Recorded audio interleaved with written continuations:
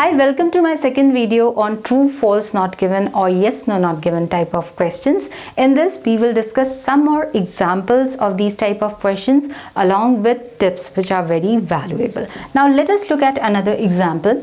Mari took over the teaching position her husband had held. Mari took over the teaching position her husband had held. Right?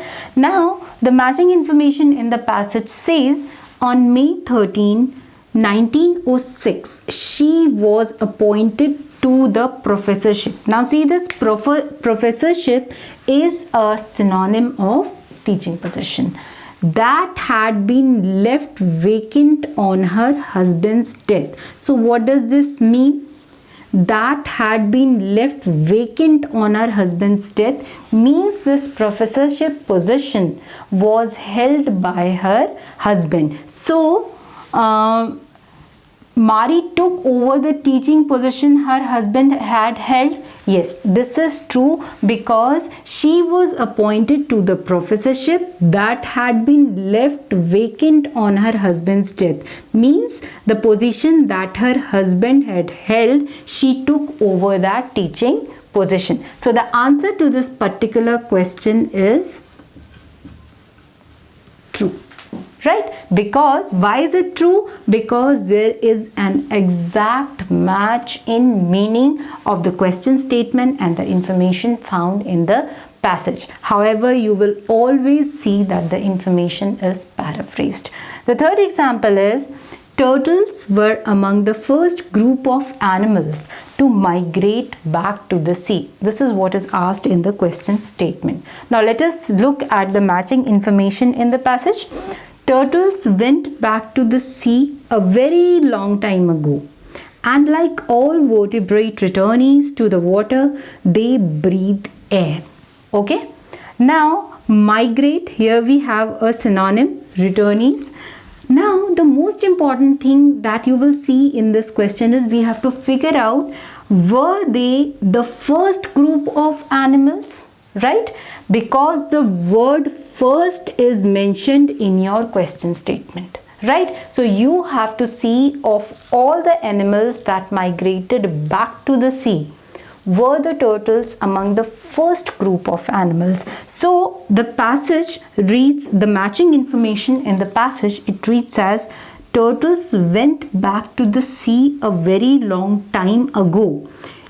Up till here, there is no mention of the fact whether they were the first set of animals or the first group of animals or not. They went back a long time ago.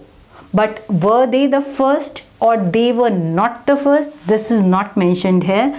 And the second part says, like all vertebrate returnees to the water, they breathe air. So no mention of turtles being the first group of animals who migrated back to the sea. So this piece of information, what is asked in the question, this is not appearing in the passage. Correct? So the answer to this question is not given.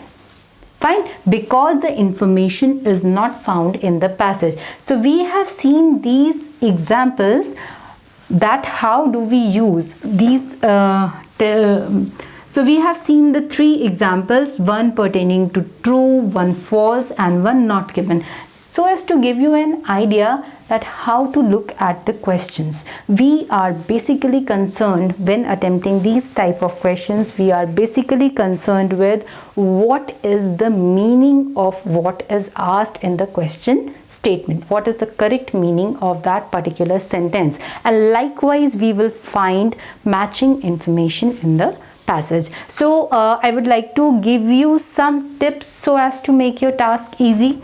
Now, the very first tip is spend some time reading and analyzing the question. You have to read it, you have to analyze it.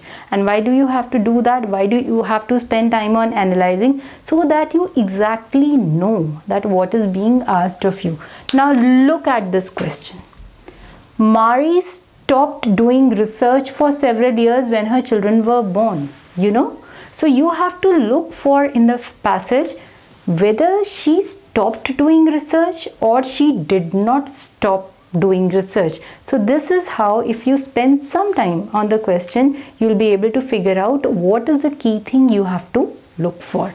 The second is, as I have repeated a number of times during the course of my video, there has to be a match in meaning and not just the keywords. Correct? Please keep this in mind. Learn paraphrasing. You can see my video on paraphrasing and try to understand paraphrasing, learn paraphrasing. See, it has a dual benefit.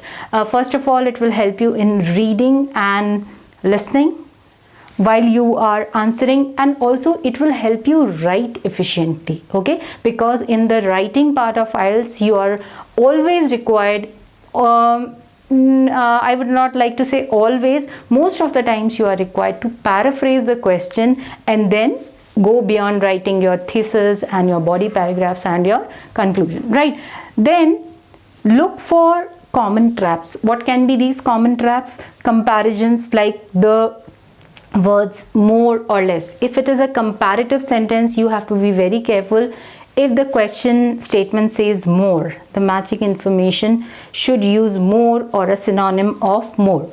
If it is less, less or a synonym of less. Then you should also be very careful about words such as all, some, majority, first, last. Like for example, in this sentence, see the word first. This has changed the entire meaning of the sentence.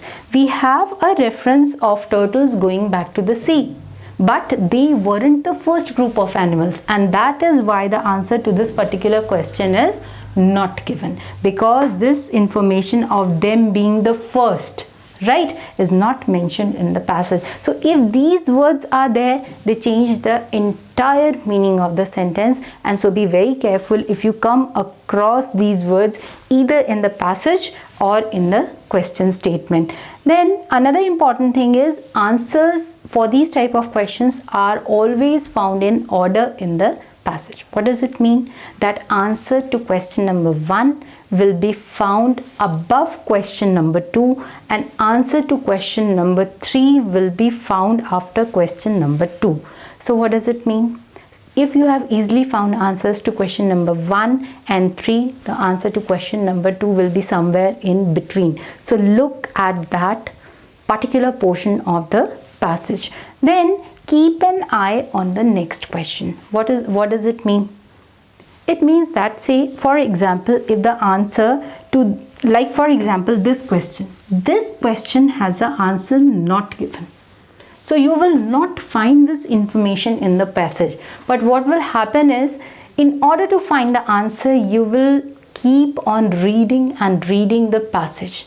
But if you know the next question and you find an answer to the next question during the course of your reading, you know that the answer to this question is not given, right? So you should always keep an eye on the next question. So in case your answer is not given, you do not go too far in the passage looking out for the answer. Then you can't write true for a yes, false for a no. If the instructions say you write true, you have to write a true and not yes. If the instructions say you have to write a false, you have to write a false, and you cannot write a no. And I'm often asked this question, whether we can write T for a true. Yes, it is very much permitted. You can write, you can abbreviate, you can write a T for a true. So this is all what I had to tell you about true, false, not given and yes, no, not given type of questions. For more such information on IELTS, keep watching my videos. Thank you.